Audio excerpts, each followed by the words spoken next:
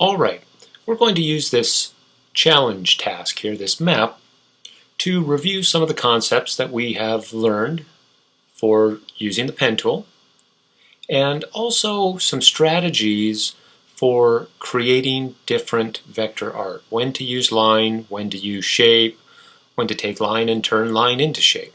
Okay, so let's go ahead and zoom in, and I'll begin by creating this line right here.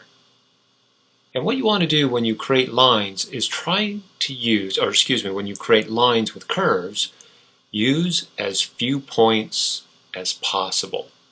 Alright? The fewer the points, the more control and the smoother your transition from a line segment into a curve will be. Okay, so as an example, let's go ahead and get our pen tool. And I'll get the tear off here.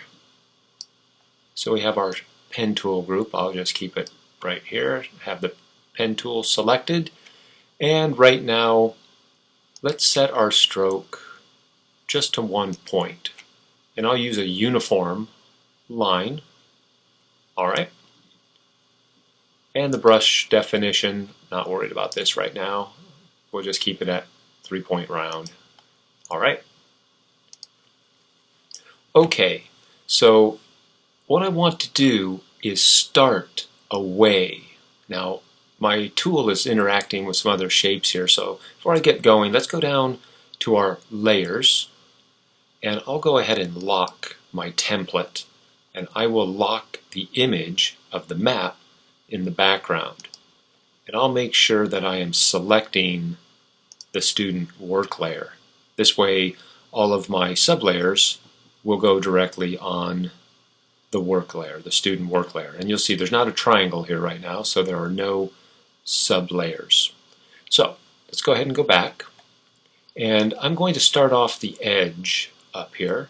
And you may want to, I'll just use the spacebar, get the grabber tool. And I'm going to think about the direction this line is going.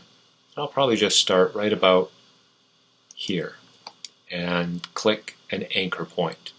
Now, I could come down and click here, right in the middle of this curve, like so. Then I'll get the grabber tool, so just the space bar, and now I'll click maybe right here in the middle of this curve. Now, my shape, I should say I'm starting to see the shape because our fill over here has a solid color, and whenever I used this last, I must have had a gradient inside of my stroke. So I'm just going to click on the defaults here, like so. So now I'll have white as a fill, black as a stroke. You'll see the shape is trying to connect, and that's why I'm seeing this white inside. So what I'll do is I'll select my fill, so this comes forward. Let's go ahead and press the little strike here for none. So now we're dealing with just this path, okay? And this is an open end path because we're not going back to our point of origin, all right?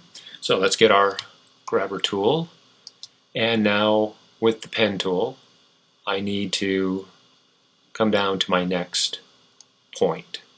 And again, I'm going to bring this, whoops, let me do a Command Z here. I want this point to follow this line, so I'm going to click right about here. Okay? Now let's use the convert tool, and we'll go to one of our anchor points on a curve, and let's click and drag, and we may have to spin this around like so. And I'm just going to get the basic shape or basic path.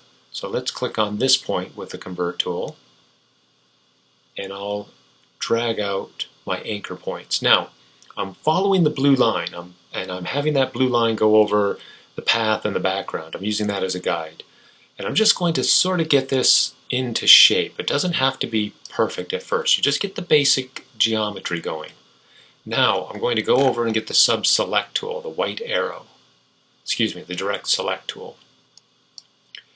And just the direct select tool.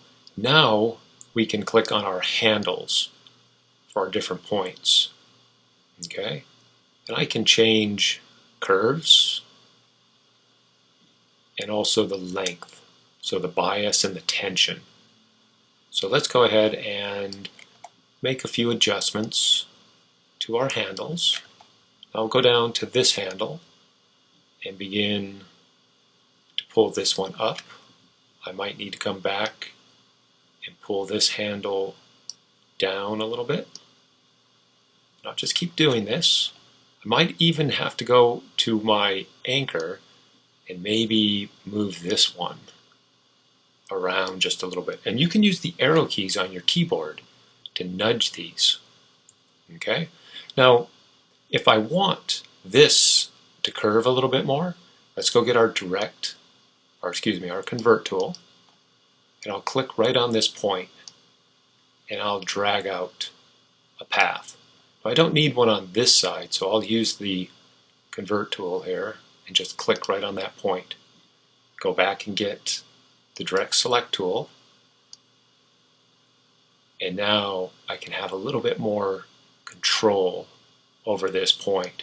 So if I need to drag it way over here and then click on this point and begin to move my points around on these different handles, I can do so. You might even have to go into an anchor and move that anchor point around. Now don't be afraid to make really large adjustments. You're not going to hurt anything.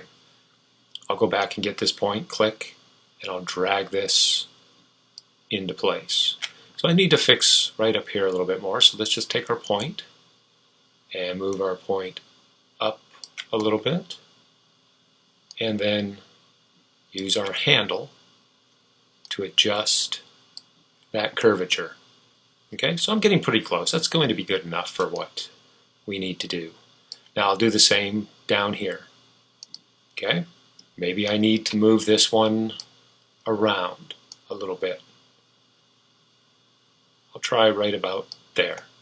Let's use our convert tool and add a handle to our anchor point. So I'll get the convert tool, click and drag. Don't worry about what direction it's going. And then we'll click and delete the outer handle. Go back and get the direct select tool, and let's modify this angle a little bit. So we can change, excuse me, we can change the tension, okay, and we can change the bias of that curve. And we'll just keep adjusting the bias and the tension until we're happy. And you can take this point and move this point around. Now we're getting pretty darn close, but this is what you're going to do. You'll take as few as points as possible and create your geometry, create your curves. All right? So now we're pretty close. Let's go ahead and stop this video, and we'll pick up in the next video how we'll take this line and better create this shape. And we'll talk about how